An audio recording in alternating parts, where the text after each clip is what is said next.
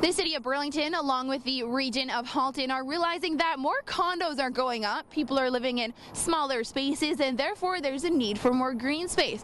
And so they'd like to expand Burlington Beach. But the problem is people currently live here, and they don't want to leave. This is Ward 1, and Ward 1 Councillor Rick Craven has been voting to acquire these homes, demolish them, and change this into a park area. Although the residents who don't want to sell or move out of their homes are looking to Ward 2 Councillor Marianne Mead Ward, who's on their side and says that the homeowners and the area here can live together. It's a beautiful area, so why wouldn't we do that? It's gorgeous. Mead Ward agrees that it's beautiful, but she'd prefer to enhance the land they already own, like the proposed burial of hydro towers. We don't need to purchase the private homes. I think they add to the character of the beach, and I'm hoping long term that the residents will stand firm and stay there. I really wouldn't want to live anywhere else, considering we're just steps to the beach and steps to the lake, and surrounded by beautiful mature trees, and it's close to the city and close to highway access, and it's just wonderful. This issue has been going on for more than 40 years, and of course there's two sides to every story. But following the 2010 election, the discussion resumed about how we were going to renew our plan for Burlington Beach. Because we were stuck, nothing was happening. We needed to review the plan and to renew the plan and to discuss it with the residents who live not only on the beach but also in the neighborhood. And I want to assure you that Burlington Beach residents have been fully and completely advised of every step of this process. I personally have delivered messages and reports to their homes. When you moved into this house, did you know about it? No, we didn't know, and many homeowners in the last 10 to 15 years did not know. We weren't advised by our lawyers or real estate agents upon closing, or anyone at the city. I have a new permit. We rebuilt our home here. No one told us about this. And I spoke to another property owner on the street who wasn't told prior to buying hers in 2011, and also ran into a problem after investing in upgrades. One, you didn't put any notice on the property. Two, because I had tried to get my home reappraised at that time, and I had some equity in the property, so I was trying to pull out my equity. And the mortgage company said, "Oh, we can't lend to you because the city has some sort of policy, and so we have to add that onto our letter, and we're not going to be able to give you any money on your property because there's an outstanding issue with the city." So they were actually freezing my ability in order to refinance my property in order to use my equity. Henschel says it seemed pretty convenient considering the government was almost double their budget after buying the first home, but they maintained that they are looking for fair market value.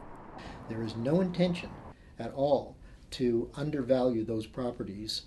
We will pay what is required by the market and the homeowner. The original budget allowed between $300,000 to $400,000 per home, but the first of 30 was acquired for $600,000 in taxpayers' money. And Skinner says both the homeowner and the taxpayer are being ripped off because she had her home independently appraised at $1.2 million. The Region of Halton has its own appraisers who make these calls, and then we reach a deal with property owners who are interested in selling their land to the Region of Halton. It's very important here to understand that the Region of Halton and the City of Burlington are not tracking down these residents on the beach. We are approaching them carefully, with consideration and with respect, and asking them if they're interested in selling. And only if they're interested in selling do we engage in negotiations. Nobody's forcing anyone to do anything. The willing buyer, willing seller basis sounds friendly, but Henschel, who's a real estate lawyer and investor, says it's not, because residents like Helen, who suggest selling privately, won't be able to.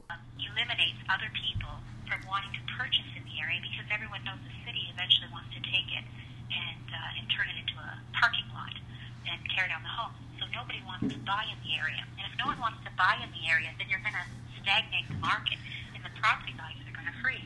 The property values in Burlington increase at a rate of 5 to 7% per year. So the people in the beach community aren't afforded that same opportunity to get the increase of the 5 to 7%.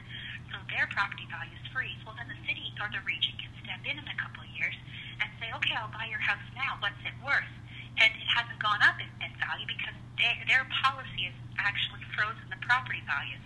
Henshaw now has a tenant living on her Beachway property, and her real home makes her a neighbor to Councillor Craven right next to the Royal Botanical Gardens, which is why she suggested to the Toronto Star 2 years ago that he should give up his home to be a bird observatory. It was a great political stunt. Good for her.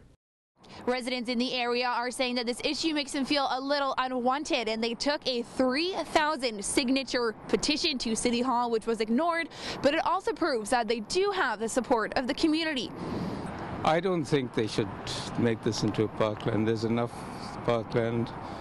If they own the houses and they own the land, they should to be able to keep it. And there's many other supporters like that man. It's a long walk, a long stretch here from the lift bridge up to the Maple Lakeshore intersection here.